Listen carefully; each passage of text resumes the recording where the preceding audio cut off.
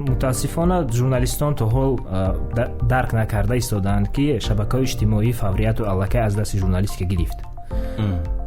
ما الکه ژورنالیستیک باید برای فوری بودن فوراً پهن کردن یگان معلومات، چون که همه اون معلومات الکه در شبکه‌های اجتماعی پیش از آن پهن میشود. حتی خود روزنامه‌نگاران وقتی که افیر مستقیم میکنن از یگان نشست مطبوعاتی، الکه مواد به فیسبوک رفت. دسته فکت قریب که به استراحت به شب و روز 24 ساعت کار کرد و حرکت کردیم که همان موادهایی که در شبکه‌های اجتماعی خصوصا میبرند در وسایل اخباری عامه پهن میشن، چه از طرف تاجیکستان چه از طرف قرقیزستان، با همکاری خیلی زیچ با فکت چک کیجی و فکت چک کیزد، فکت چک در قرقیزستان و قزاقستان ما همکاری زیچ داشتیم و همه این موادها رو حرکت کردیم که سنجیم اگر که سخن از زبانی یگان شخصی متصدی، از شخصی یگان مشهور مقام داره برایت، پس اون البته که یا حقیقت است یا حجت به سنجیدن نیست، چون که شخصی رسمی است.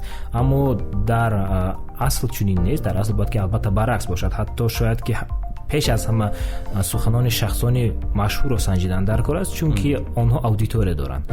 وقتی که شما میخواهید که همین سیاست خود رو طریق تلویزیون های دولتی خود پهن کنید، اون رو کم آدم تماشا میکند، پس بهتر میشود که شما از گویم همون دستکاری و از پهن کردن اطلاعاتی که به فایده سیاست دیگر کشور روانه شده است باید که به مردم فهمانید که همه آن چیز رو که تماشا کردید باور کردن حاجت نیست. سلام علیکم دوستان عزیز، با شما من بهروز نصرالدینов و پادکست медиа نو تقدیم شما. پادکست در دایره لایحه IWPR تهیه شده است. هدف لایحه بلند برداشتن ظرفیت نسل نو تحلیلگران و روزنامه‌نگاران است که تحلیلی با صفت و دسترس را به نهادهای دولتی و جامعه آسیای مرکزی پیشنهاد میکنند. صحبت داریم امروز با روزنامه‌نگار و بلوگر رستم گلов. سلام علیکم رستم. سلام علیکم رستم. برای چی اکثری ما به خبرهای فیکی اهمیت میدیم و با این خبرها باوری داریم؟ با کدام خاطر این سوال رو به تو دادم رستم؟ با اون خاطری که در سامانه‌های اجتماعی خبر رو خودی استفاده برندگانی یعنی که فیسبوک، اینستاگرام خودشون پهن میکنن. این بموننده که بانند رو استعمال نکنید که گرفتاری ویچ میشوید. بله. برای چی گرفتارن؟ برای چی باور میکنن به این چیز؟ برای آنکه پیش از همه چنین خبرهای فیکی عادتاً به احساسات مردم تکیه میکنن و اکثریت شاید که احساسات خود رو اداره کردن نمیتونن، خیلی دشوار است عموما احساسات رو اداره کردن، خصوصا اگر گپ در سری احساسات ملی میرود، زبان، ملت، گپ در سری سلامتی نزدیکان میرود، سلامتی خود انسان، یعنی چنین موضوعایی که برای همون هر یک شخص مهم است. اگر اهمیت همون یک خبر رو همه پهن نمیکند، بلکه اون نفری برای آنها همین مسئله مهم است. اون بنانی که گفتید آدمان البته که از سلامتی خود خاطر هستند و سلامتی نزدیکان خود خاطر هستند و فکر میکنند که اگر باور کنند به این گونه خبرها، فکر میکنند که با پهن کردن آن سلامتی جامعه رو نگاه میدارند و کاری ثواب شاید میکنند با این راه، اما در اصل البته که برعکس است و این یکی از سبب‌های مهم است. سبب دیگر خیلی پست بودن تفکر انتقادی، یعنی همه چیزی که میبیند اگر آدم باور کند به یگان چیز شبهه نکند، من خودش شبهه رو همچون یک کمبودی آدم اعتراف میکنند برای خودشان. برای همین فکر میکنم که باور میکنند به هر خبری که میشنوند ناسنجیدان رو پهن کردن میگیرن. فهمو. با گفته خدا رستم، زیادی از روزنامه‌نگاران ما در وقت پیدا کردن خبر درست بودنی آن یا اینکه نادرست بودنی آن، یعنی که اون رو میسنجند. اصلا روزنامه‌نگاران یعنی که حقیقت رو داشته باید باشند، لیک با گفته خودت زیادی از اونها میسنجند خبرها رو. متاسفانه نه. چگونه تجربه نشان میدهد حتی در بین روزنامه‌نگاران که با اطلاعات بسیار سر و کار دارند و باید دانند که فرض کردیم فکر و عقیده از فکت و دلیل چی فرق دارد، اون فرق جدی را نمیبینند بعضی ها البته که و خطا نمیکنم اگر گویم که شاید که بسیاری ها نسنجند، چون که فکر میکنند که اگر که سخن از زبانی یگان شخصی متصدی، از شخصی یگان مشهور مقام داره برایت، پس اون البته که یا حقیقت است یا حجت به سنجیدن نیست، چون که شخصی رسمی است. اما در اصل چنین نیست. در اصل باید که البته برعکس باشد. حتی شاید که پیش از همه سخنان شخصانی مشهور و سنجیدن در کار است، چون که آنها اودیتور دارند. آنها سخنی که آنها میگن به گوش بسیار نفران میرسد و از همین سبب، از همین مشهور بودن، حتی آدمان اتوریtet پیدا میکنن، یک اعتمادناکی خود را گویا نشان دادن میخوان و حتی در بعد چشم بعضی نفران آنها صاحب اعتماد میشن، حال آنکه در اصل بسیار سخنان آنها در اساس فکت و دلیل نه، در اساس فکر و عقیده شخصی آنها گفته می شود. حتی اگر که در سخنانشان فکت و دلیل باشد، پس این البته باید سنجیده شود، اما متاسفانه هستند حتی در بین روزنامه‌نگاران، در بین دیگر نفرانی که با استحصال محتوا مشغول هستند، سنجش این مواد پیش از نشر آن خیلی کم دیده می شود. درباره اونی که خبرنگاران تاجیک درست بودن گفته‌های منصبداران رو خیلی کم میسنجند، چی گفته میتوانید؟ معلوم است که اگر ژورنالیست، یعنی که گفته‌های شخصی منصبدار رو در یگان نشست مطبوعاتی نشر شده است، جوابگر نیست. اما مثلا در دیگر کشورهای آسیای مرکزی همکسبان ما لحظه که منصبداران میگویند در برآمدهای خود اون رو دوباره میسنجند. فکر میکنم گپ در سری اینجا یک نیزو بین دو مفهوم می رود، مفهوم دقیقیت و مفهوم فوریت. یعنی متاسفانه ژورنالیستان تا حال درک نکرده ایستادند که شبکه‌های اجتماعی فوریت و الکی از دست ژورنالیست گرفت. ما الکی ژورنالیستیک باید داد برای فوری بودن، فوراً پهن کردن یگان معلومات، چون که همه اون معلومات الکی در شبکه‌های اجتماعی پیش از آن پهن می شود. حتی خودش روزنامه‌نگاران وقتی که افیر مستقیم میکنن از یگان نشست مطبوعاتی، الکی مواد به فیسبوک رفت. یعنی حجت به فوراً مواد تیار کردن الکی نیست، اما بعضی ها این را درک کردن نمیتوانند و گپ در سر دقیقیت می رود که آن را از فوریت پایانتر میگذارند و فکر میکنند که من جوابگر نیستم در پهن کردن سخنی یگان منصبدار راست است و دروغ نابسته از این. اما به فکر من اگر همچون اودیتور به این چیز نگاه کنید، برای اودیتور فرق ندارد که اون سخن از روی پرینسیپ های ژورنالیستیک فوراً باید پهن شود یا که دقیق باید باشد. برای شخص عادی مهم است که معلومات دقیق را طریق رسانه‌های با اعتماد خود بگیرد. وقتی که نمیگیرد، وقتی که به یگان رسانه اعتماد کرد و پس معلوم می شود که معلوماتی که در آن چی از نشست مطبوعاتی باشد، چی از یگان اینترویو باشد دقیق نیست، به حقیقت راست نمیگوید، دستکاری شده است، یعنی مانیپولاسیون، دروغ است، علاوه بر این که فیک است، پس و فکر نمیکند که این پرینسیپ ژورنالیستیک است. ما نباید ژورنالیستان را در اینجا گناهکار کنیم، نه، اودیتور ژورنالیست را گناهکار میکند که تو نسنجیدی همین مواد را پیش از اون را پهن کردن. برای همین فکر میکنم دقیقیت باید که از فوریت بالاتر استاد. یعنی پیش از هم باید که مواد سنجیده شد. بگذار دیرتر از فیسبوک، به هر حال از فیسبوک دیرتر نشر میکنند، لیکن دقیق را پهن کردن بهتر است. روزنامه‌نگاران زیادتر که زودتر و فوری، یعنی که بروران مثلا خبرها را رسند. هم فکر میکنه که من پیشتر برورم.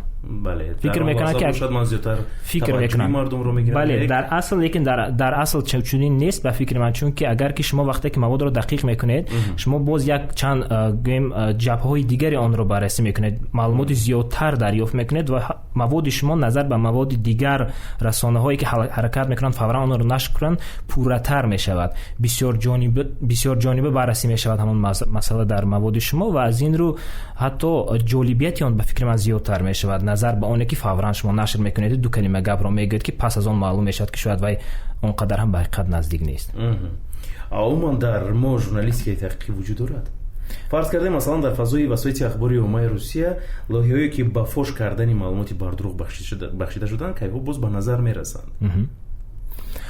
در تاجیکستان هست ژورنالیستیک تحقیقاتی، расследовательская ژورنالیستیک، اما البته که با اون میقیاس با اون مشتبه که در شاید که بعضی کشورهای حتی همسایه باشد اون تو این درجه را نیست. اما اینجا البته که گپ در سری بسیار چیز می رود، از جمله در موضوع ذخیره ها یعنی ریسورس. وقتی که ژورنالیستیک تحقیقاتی نظر به ژورنالیستیک فرض کنیم خبری اون چیزی که آدمان خبر نشر میکنه خیلی مشکل تر است، هم از نقطه نظری پتانسیل خودی ژورنالیست، چون که نه همه ژورنالیست‌ها میتونن ژورنالیست تحقیقاتگر شوند، و هم از نقطه نظری ذخیره هایی که برای گذراندن تحقیقات ژورنالیستی در کار است، یعنی دسترسی به اطلاعات، مبلغ برای گذراندن تحقیقات، وقت خصوصا برای گذراندن تحقیقات. و از این نقطه نظر البته ژورنالیستیک تحقیقاتی هست در تاجیکستان، اون کم و بیش رشد کرده ایستاده است، کم و بیش حرکت کرده ایستاده است، اما ژورنالیست های این تحقیقاتگر کمند، خیلی کمند بهتر است که نام‌هایشان را نگویم، چون که ژورنالیست تحقیقاتگر بهتر است که در سایگی باشد. مقصد کی هستند؟ البته با فکر میکنم هست. بیا درباره سامانه فکت چک نقطه جی صحبت کنیم با شما. چرا مثلا همین سامانه تر و تازه نمیشود؟ اینجا مشکل بسیارتر مشکلی دوره گذشته بین دو لایحه ها است. یکی از لایحه ها به انجام رسید و لایحه نو آغاز یافته ایستاده است. چیزی که گفتم ژورنالیستیک تحقیقاتی یک مبلغ و یک ذخیره ها را طلب میکند و فکت چک دلیل سنجی یکی از شاخه های ژورنالیستیک تحقیقاتی است. گویم خطا نمیکنیم چون که خیلی نزدیک است، تخمینا مکانیزم های یخیله دارد، استراکتور یخیله دارد و از این نقطه نظر البته رایگان ژورنالیستان رو به این کار جلب کنه خیلی مشکل است، برای اینکه خودی گذراندن تحقیقات بعضا خودی گذراندن همین دلیل سنجی هم بعضی ذخیره ها رو طلب میکند و حالا لایحه نو آماده شده ایستاده است، آغاز شده ایستاده است و روزهای نزدیک شاید که الکی موادهای نو تازه تر برآیند. عموما این لایحه گران هستند خودشون؟ نسبتی بعض دیگر لایحه ها آنقدر گران نیستند، لایحه های خردتر می باشند، اما به هر حال با گیم 1000 و 2000 سومان کار بود نمی شود، زیادتر است از این. رستم، به فکر تو همچون مثال کدام تحقیقی دلیل سنجی رو در تاجیکستان بهترین می حسابید؟ من نمیخواستم بهاگذاری کنم حاضر که مشخصا کدام مواد نه، گپ در سری دیگر چیز، گپ در سری کسبیت است، چون که بسیار کماند فکت چک یا از من و از دو سه آدم عبارت نیست، کماند داریم و اگر حاضر من مواد یکی رو تعریف کنم مواد دیگری شاید که از این به نظری من بدتر بهتر توبت یا اینکه این گیم نفهمی باشد، از نقطه نظر دیگر میگم. من فکر میکنم که دو رویه خیلی مهمی هست که در اون دلیل سنجی در تاجیکستان فکت چک تجه یک سهم معین خود را گذاشت. این دلیل سنجی در ساحه در دوره پاندمیه وقتی که فیک‌های زیاد درباره کرونا ویروس درباره خصوصا معالجه آن پهن شدن گرفتند و دسته فکت چک آن را سنجید. یک حتی بخش الهیده در سامانه چیز کشادگی هستیم کرونا ویروس که در آنجا با زبان تاجیکی و بعضی‌هاش با زبان روسی ترجمه کردگی موادهای از جمله تحلیلی نیز هستند که و نوابسته به همین رد کردن یا اینکه عموما سنجیدن اطلاعات درباره کرونا ویروس پهن شده‌اند. دوم رویه خصوصا در دوره همین مناقشه ها در سرحد تاجیکستان و قرقیزستان بود. یک هفته دسته فکت چک قریب که به استراحت به شب و روز 24 ساعت کار کرد و حرکت کردیم که همون موادهایی که در شبکه‌های اجتماعی خصوصا میبرند در وسایل اخبار عامه پهن میشن، چه از طرف تاجیکستان چه از طرف قرقیزستان، با همکاری خیلی زیاد با فکت چک کیجی و فکت چک کیزد، فکت چک در قرقیزستان و قزاقستان ما همکاری زیاد داشتیم و همه این موادها رو حرکت کردیم که سنجیم و فکر میکنم همین دو رویه رو اگر نمبر کنم بهتر میشود که در همین جا سهم ما کم و بیش نظر بود، سهم همین لایحه این یک دسته کلان است. به نظر تو رستم لایحه به مانند فکت چکینگ مانیتیزاسیا کرده میشد یا اینکه گرانت ها از گرانت ها تنها وابستگی دارد؟ یکی از راه‌های دیگرش شاید که گویم همون خیریه پولی ها دونیشنز از طرف خودی خوانندگان شاید که در آینده به این چیز ما رسیم. عین حال این چیز نیست، عین حال فقط گرانت هاست. از نقطه نظری گویم امکانیت پیدا شدن نیزا مانیتیزاسیا با اون راهی رکلام و دیگر شاید که آنقدر هم خوب نباشد، چون که فرض کردیم از یگان شرکت میبید به ما رکلام میدهد و پگاه نماینده همون شرکت یگان گپ میزند که از عقل سالم بیرون است و ما اون رو خواهیم نخواهیم میسنجیم. باید سنجیم.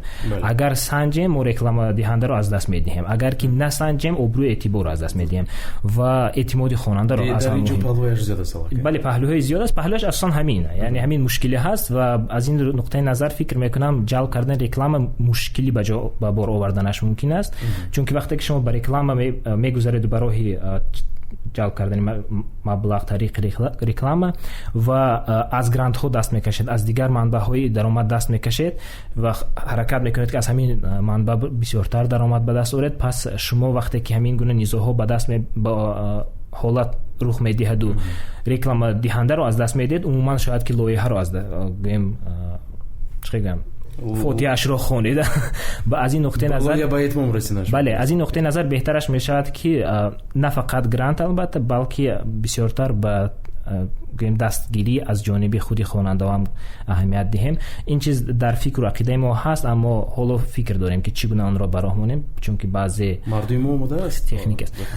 فکر میکنم ها شاید که نه اون نفرانی که از تاجیکستانن، یعنی از تاجیکستان هستند در تاجیکستان نیستند، از امریکا، از روسیه، در دیگر کشورها به سر میبرند و امکانات بهتری پرداخت کردن یگان چیز آنها و همین تفکر خوب درک میکنند، برای که در کشورهای غرب خصوصا همین چیز خوب پهن شده از جمله در روسیه که کشور ما به مردم ما نزدیکتر از فهمیدن آنها همین چیز پهن شدگی است. لایه‌های کم نیستند که از نقطه نظری از جانب خودی خوانندگان دستگیری میشوند، نه اینکه از جانبی گرانت و فرض کنیم یکان درآمدی رکلاموی. چرا ما باید سوادی رسانه‌ای داشته باشیم و اون رو چگونه باید اون مسئله حل دادیم؟ مقصد نهایی از داشتن سوادی رسانه‌ای این دادن امکانیت به پیش از همه خودتان، اگر که شما خودتان سوادناکی رسانه‌ای خود را بلند کرده باشید، دادن امکانیت برای قبول کردن قراری درست. چون که هر یک قراری که ما در حیات خود قبول میکنیم در اساس یگان اطلاعات قبول میکنیم. ما باید معلومات داشته باشیم که یگان معلومات معین درباره همون موضوعی که ما بررسی میکنیم و دایر به آن قرار قبول کنیم. و وقتی که شما معلومات شما به حقیقت درست نمیآید، وقتی که در اساس معلومات فیکی شما قرار قبول میکنید، البته که خیلی مشکل است که قرار شما درست باشه، قرار شما خودش هم نادرست میشود در این اساس.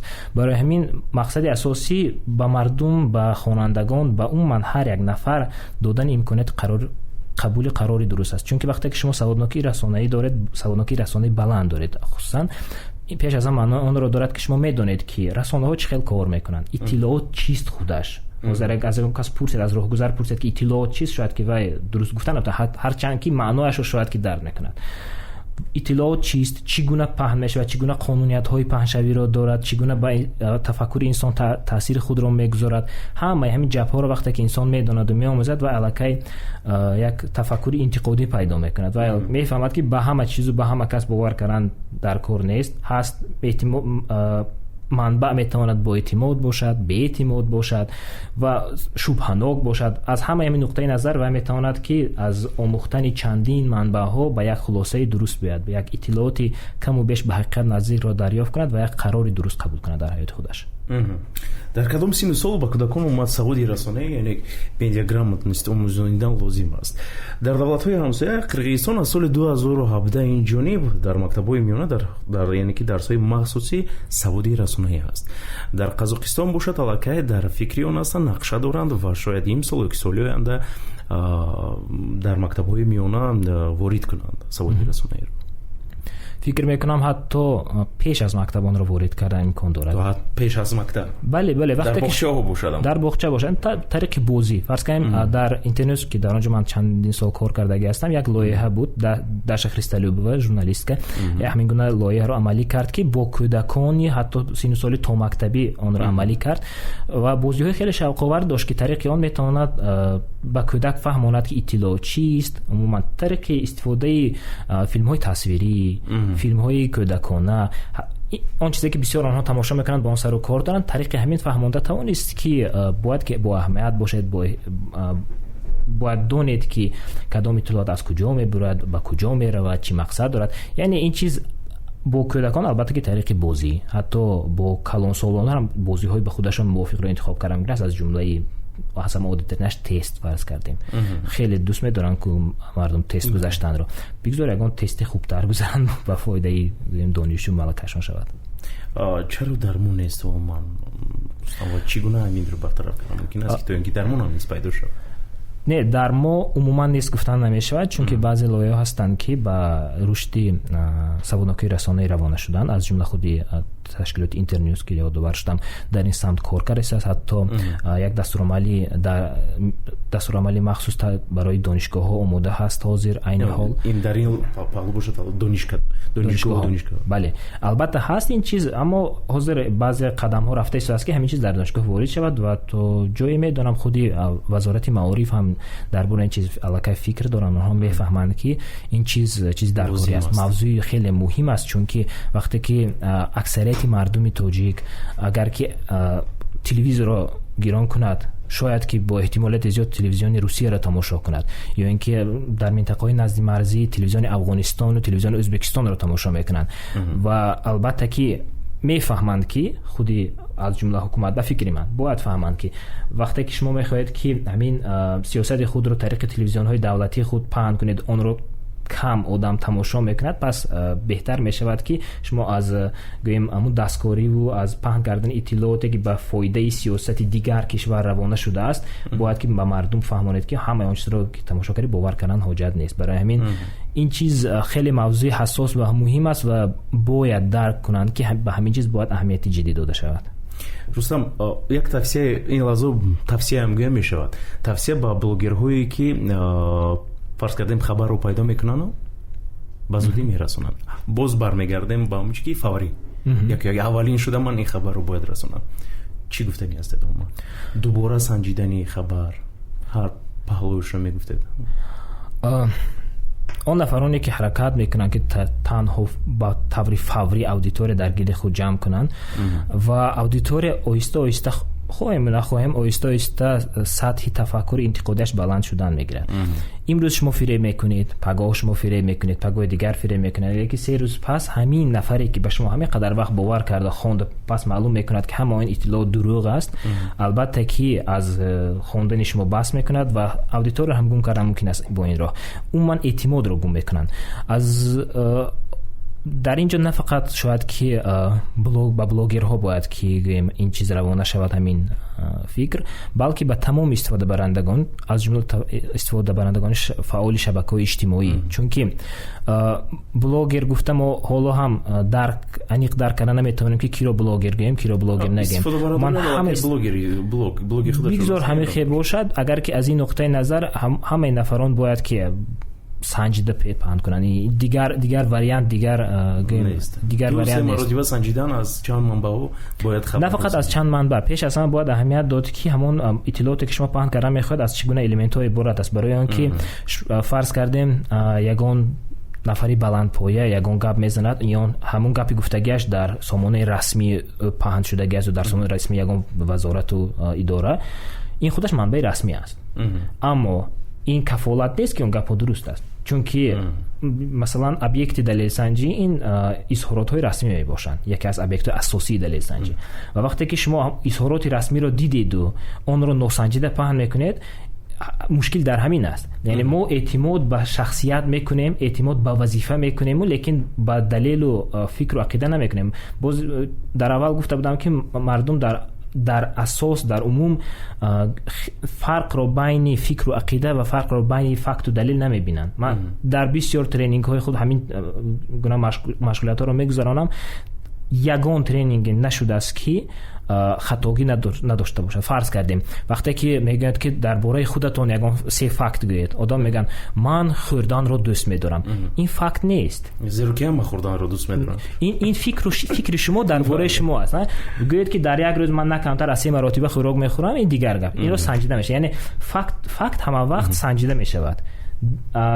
فکر و عقیده در اساس یا میتونه در اساس فکت باشه میتونه که در اساس فکت نباشد اما وای همه وقت پوزیسیون شخص درباره یگان مسئله است و از همین نقطه نظر پیش اصلا باید فهمید که اون چیز معلوماتی که شما پهن میکنید همچون استفاده برنده شبکه اجتماعی در اون فکت هست و من یا نیست.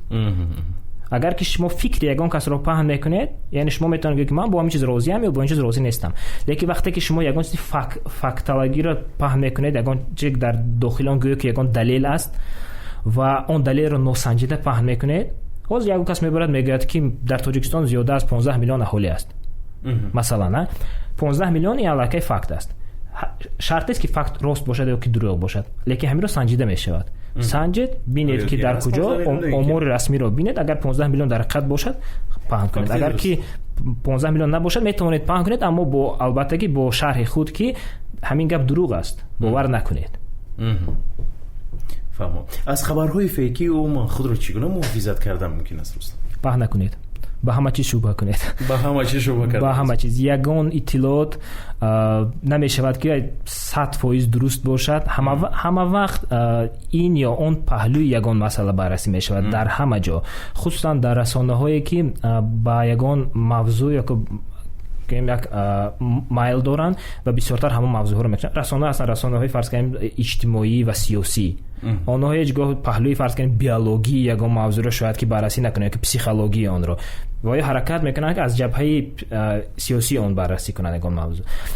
هست رسانه‌های علمی، آنها تنها از نقطه نظر علمی بررسی میکنن. یعنی همه وقت اگر که خواهید که یک خلاصه عمومی پیدا کنید پس مجبور هستید که از همه جبهه آن رو بررسی کنید، از چندین رسانه‌های آن رو گیرید که همین مشخصا همین موضوع رو از چندین نقطه نظر بررسی کرده هستند و وقتی که شما تنها یک تا رو میبینید و پهن کردن میگیرید با احتمال زیاد هست که شاید که اون به حقیقت نزدیک نباشد. برای همین پیش از پهن کردن باید حتما سنجیده شود.